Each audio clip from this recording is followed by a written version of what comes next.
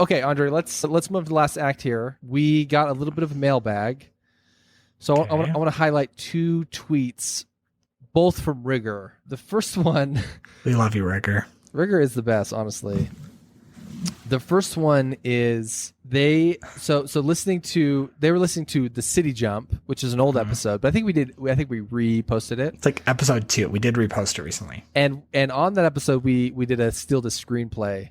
And so Rigor said he thinks there should be a film called Apollo Steed, which is a horse racing remake of Rocky's Apollo Creed. And when I said this to you, Andre, you had said that you've never really seen any Rocky movies. Not that I can think of. I don't mean to out not. you here on the podcast, Andre. I'm sorry about that. You didn't just say it. You shamed me for the podcast. I was surprised. I was like, oh, a lot of people seen. I mean, I haven't. There's some Rocky movies I haven't seen, but basically, it's the story of a boxing underdog.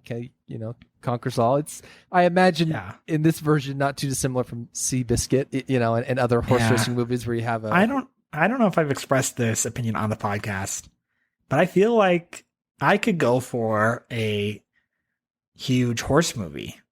Like right now I think days. Now seems like a fine time for a horse movie. It's been a pretty long time. Yeah, I like horses. Seabiscuit, those are the last couple ones. Yeah, so Apollo Steed. Apollo Steed, which is a good name. Would it be? And I like that it has some source material. I would. Okay, so what if it's a comedy though? Like Apollo Steed, obviously a play on words. No. Like what if it's? I want it. What if it's like Best in Show though? Like it's like a Mighty Wind. Like it's one of those kind of mockumentary. Well, that's like almost cheating because you could say any topic and be like, but what if it was like Best in Show? And I would be like, yes, we should do that. Of course, we want that. So that doesn't really track. I am saying, yes, I would be interested in a Best in Show-esque comedy or a dramatic, just kind of underdog story about horses.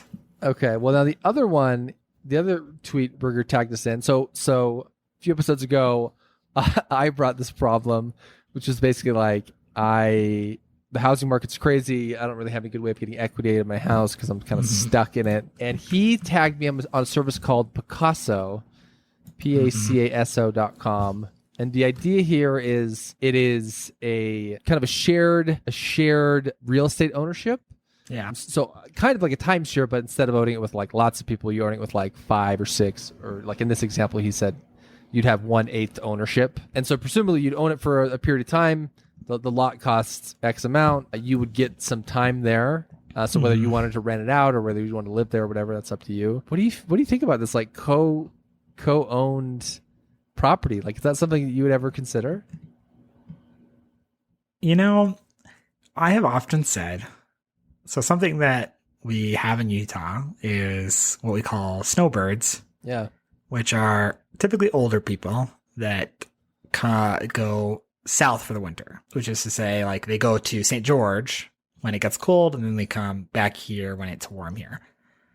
I have always been fascinated by this idea because I would love to only live in Salt Lake for the spring and then to go literally anywhere else for the rest of the year. Yeah.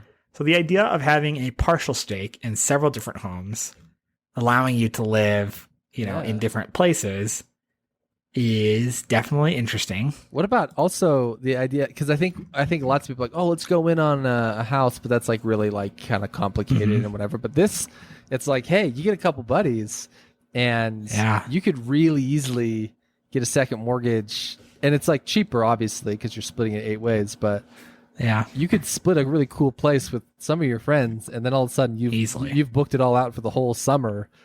Yeah. And I mean, they've designed, like, they clearly have done the work. So people that are interested at Pacaso, Pacaso.com, they've done a really good job as far as like presenting the co-ownership model, what it looks like, how it works. It makes sense to me, like how you might go about securing financing for this and then exactly what it actually looks like. Yeah. It's interesting. It's a really interesting idea. Yeah, I think it's new enough, and it's like, I don't know, it feels kind of risky. The one story I have about like you should kind of wait on new sexy technology is 8 years ago. There was a website called Motif, and the concept, it was a stock website. The idea is, hey, instead of buying instead of buying a stock and paying a fee, instead you buy a motif, which is like solar, or it's like tablets, and within that motif, there's like 30 stocks. Yeah. And you basically buy stock in all that for however much, and then you pay one fee for all of them, basically, instead of whatever. Right. And so you're buying like concepts. You're buying like, I think, pharmaceuticals, or I think, space, or whatever, smartphone batteries, like whatever. And I was like, oh, that's really cool. So I threw, I think $1,000, $2,000 in. I just kind of like left it, forgot about it. Anyway, I checked it about 3 months ago, and that site is gone now, and so is my money. Really? Yeah. And the whole concept is just not there? Yeah, it's just gone. They dissolved, and they got absorbed by somebody else, and it was just like, oh, man. Yeah. Well, I mean, coming out of this, though, you would presumably have the legal documents of essentially a timeshare. I do think it's a different time now. I just say with stuff like this, we're in a different age, obviously, now. I think things are different than they were 8 years ago, but I don't know. It's just like, you gotta always be just a little bit careful with stuff like this, because like, sometimes something's too good to be true, or it's like, hey, like we made a good run, and then you have to like figure it all out, and ends up being this big headache or whatever. So I don't know. Honestly, the other thing I would say is, like, if you're interested in this idea, you should maybe take what Pacaso has done and do it cheaper. Because Pacaso, one, obviously really specializes in like really high-end housing, mostly 1.5 million and above houses, which makes sense because, one, it's a sexier product to sell. Two, it probably just is more reasonable. Yeah. But secondly is that, so on the average home now, the service fee, which is for buyer aggregation, so presumably, their ability to promote to different buyers for the property, and then legal and finance is like huge. On a single share, it's 22,000, and the total purchase price of the share is 156,000. So a really considerable portion going towards buyer aggregation, legal, and financing, which is like one of those areas that you can typically shave a lot of money out of. Yeah. So I don't know that Pacaso is the right business to do what this concept is of like co-ownership, but I'm really, really interested in the idea. Yeah.